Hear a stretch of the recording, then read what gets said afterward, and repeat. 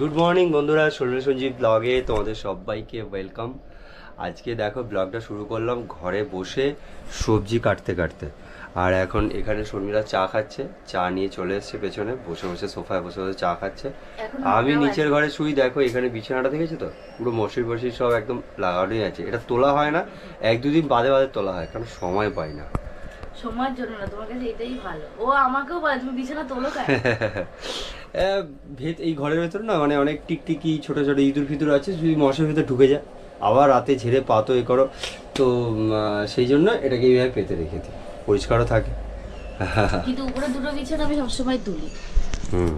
উপরে যে দুটো বিছানা আমাকে, উপরে তো আমার দুটো খাট, ছোট খাটে কেউ শোয় না, ও এখানেই শোয়, তো উপরে বিছানাটা আমি সবসময় তুলি। আর ছোট খাটটাও আমাকে পরিষ্কার রাখতে হয় সবসময়, বড় খাটটাও পরিষ্কার রাখতে হয়, কারণ বাবু দুটো খাটেই থাকে। এখন যেমন ছোট খাটে ওকে রেখে আমি এসেছি চা খেতে, চা খাচ্ছিলাম উপরে, যা ভাবলাম যাই নিচে, যেহেতু আমাদের উপর ঘরে আবার গ্যাস শেষ হয়ে গেছে, আবার আমাকে এখানেই রান্না করতে হবে। ওর এই রান্না হতে হতে আমাকেও রান্না করতে হবে।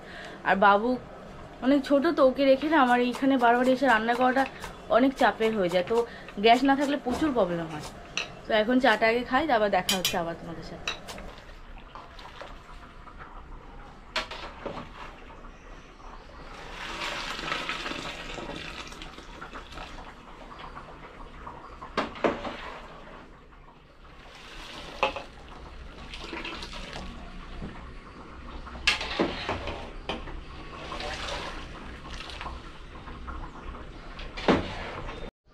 শর্মিলা আমাকে দুধ আর পাউরুটি দিয়েছে খাওয়ার জন্য সকাল সকাল, ওগুলো খেয়ে নিই। আর ওই দুধ আর পাউরুটি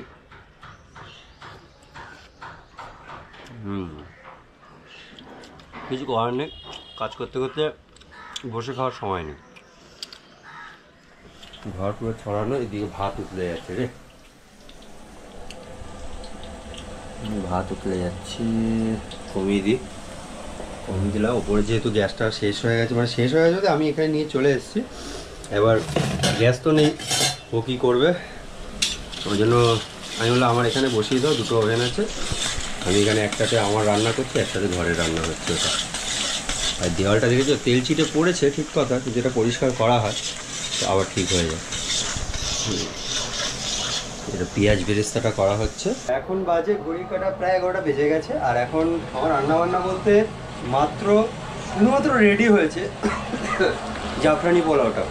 আর এখানে এখন রেডি করছে এটা হচ্ছে মালাই চিকেন, জাফরানি পোলাওর সাথে এটা মালাই চিকেনটা রেডি করছে। তো রান্না এইভাবেই প্রসেসটা চলছে। আর এখানে জল বসিয়েছি, ফ্রাইড রাইসের জন্য এটা জল বসিয়েছি।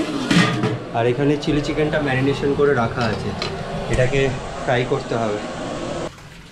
কলপারে চালটা ভিজিয়ে রেখে গেছি এখানে, এটা এখন নিয়ে যাব ধুয়ে, এটা এখন ধুতে হবে, কারণ ভালোভাবে চালটা না ধুলে না ঠিক হবে না।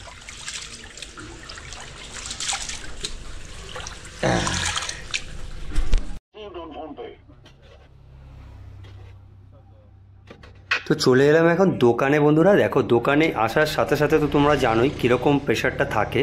তো দোকানে আসার পরেই আমি ছাতাটা পেছন দিকে ওটা লাগিয়ে নিলাম, টেবিলটা লাগিয়েছি, দোকানটা পুরো নিচটা ঝাড় দিয়েছি, দিয়ে জল ছিটিয়ে সব গাড়ি থেকে মালপত্র আবার বার করে নিয়ে এসে আমাদের এই কাউন্টারটার মধ্যে রেখেছি। ততক্ষণে কাস্টমার প্রায় 10-15 জন দাঁড়িয়ে গেছে, তার মধ্যে 7-8 জনের তো পার্সেলই নেবে, তো কিছু করার ছিল না, কিছু তোমাদের সাথে সেইভাবে শেয়ার করতে পারিনি। তারপরে আস্তে আস্তে একটু করছি, তোমরা দেখো। ওই দূরে বসে দুজন খাচ্ছে, এটা অনেক পরে, দোকান খোলার প্রায় 2 ঘন্টা পরে এটা আমি তোমাদের সাথে শেয়ার করছি। কিছু তো করার নেই, হ্যাঁ, তো একা হাতে সব কিছু কাজ করতে হয়, এটাও তাই করছি। আর এই চালাটা যবে থেকে ভেঙে দিয়েছে না, খুবই অসুবিধা হচ্ছে। থানার লোক মানে পুলিশের লোক মানে কেন যে এটা করলো আমি নিজে বুঝতেই পারছি না কিছু। হ্যাঁ, তো কোনো খবরও নেই, কোনো আপডেট নেই, হঠাৎ করে এসে ভেঙে দিয়ে চলে গেছে। শুধু আমার নয়, সকলেরই করেছে, যারা এরকম ফুটপাতের ওপরে এরকম চালা করে দোকানদারি করছিল তাদের সকলের এরকম ভেঙে দিয়েছে। সামনে বর্ষাকাল, জানি খুবই অসুবিধা হবে। যাও আইসক্রিম খাও, যাও খাও আইসক্রিম। এটা আইসক্রিম দাও, কোনটা দেবে দাও, নাও যেটা খাবে নাও। বাবা একটা না বাবা, গরমে খেয়েছি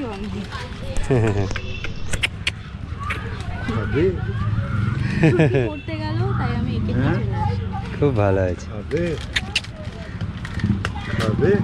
কুকু এই যে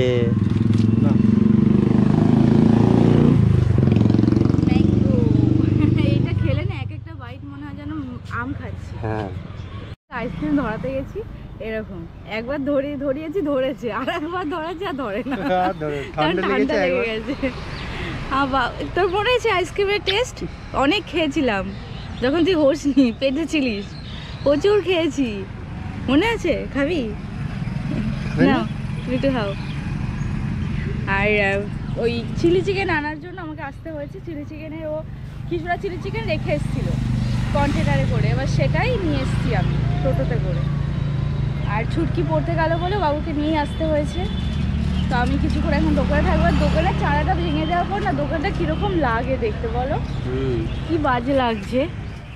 গরম আসলে কি হবে কে জানে। ছাতা পাঠিয়েছি। আর এদিকে হচ্ছে একটা টেবিল যেটা আমাদের ঘরেই ছিল, এই টেবিলটা হচ্ছে পাতিয়েছে আর এই ছাতাটা কিনেছে। ঘুরে বেড়াচ্ছে আর চারিদিক দেখছে, ওর কাছে পুরনো হয়ে গেছে, কালকেও এসেছিল, তাই ও আর আজকে আর চারিদিকে সেভাবে দেখছে না। তো এখন রাত 11টা বাজতে যায় আর এখন আমি ভাত খেতে বসছি। এদের তো খাওয়া হয়ে গেছে, দোকান থেকে একটু রাইস ফেলেছিল তাই খেয়েছে বলে এখন আর খাবে না। আর নিচে বসে ছুটকে অল্প কটা খাবে আর একটু বেগুন আর আলু ভাজা দিয়ে আর এই রাজমা করেছিলাম তাই দিয়ে খাবো এখন। আর বলে ওদিকে বাবুর জন্য খিচুড়ি করলাম, করে ওখানে পেস্ট করে রেখেছি, নিজে খেয়ে তারপর ওকে খাওয়াবো। আগে আমি নিজে কিছু খেয়ে নিই। বরের হাতে বেগুন ভাজা আর আলু ভাজা।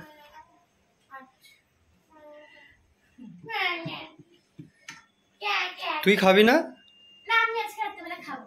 এটা কার ভাত তাহলে? এটা তো আমার তো খাওয়া হয়ে গেছে। ওরই ভাত, ওই গুড নাইট। না আমার এখানে প্রজেক্টটা ঢোকাই যায়, তাহলে ভাতটাকে এই উপরে রাখবি, চুল টুল কিছু উড়ে পড়ে না। হয়ে যাবে না, আমি এটা করব, বাথরুমে যাবো, চলে আসবো, স্নান করব। আর আমি এই টেবিলে দর্শক বন্ধুদের কি বলতে চাও তুমি এখন? আজকের ভিডিওতে আমি সেভাবে থাকতে পারিনি, কারণ খুব ব্যস্ততার মধ্যে সকাল থেকে রাত কাটে। আর ঘরে গ্যাস না থাকলে তো আরো ব্যস্ত, একবার উপর একবার নিচ, একবার উপর নিচ। আর বাবু এখন বড় হয়েছে, ওর জন্য খাবার করে খাওয়ানো ভীষণ একটা টাফ ব্যাপার, ভেবে খাওয়ানো। তো ভিডিওটা কেমন লাগলো আজকের ভিডিওটা অবশ্যই কিন্তু কমেন্টে জানিও। আর দেখা হচ্ছে নতুন একটা ব্লগে। আর তোমরা কে কোথা থেকে দেখছো ওটাও কিন্তু কমেন্টে জানিও। চলো টাটা, গুড নাইট।